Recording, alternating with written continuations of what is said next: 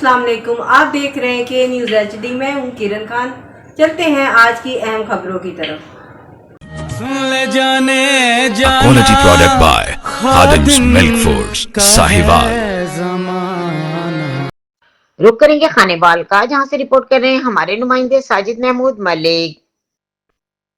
Coat सलाम पर गंदम की व्यापारी रशीद मुगल से डकैती की कोशिश, DPO खानेवाल मौके पर पहुंच गए। डकैती की इत्तला मिलने पर DSP सर्कल कबीरवाला चौधरी मुनव्वर गुजर, थाना हवेली गोरंगा, थाना 12 मील CCD कबीरवाला की भारी नफरी कैमरा डाकुओं का पीछा किया, जबकि डकैती की इत्तला पर शहरियों ने पुलिस के साथ मिलकर डाकुओं का ताक़ुब शुरू कर दिया।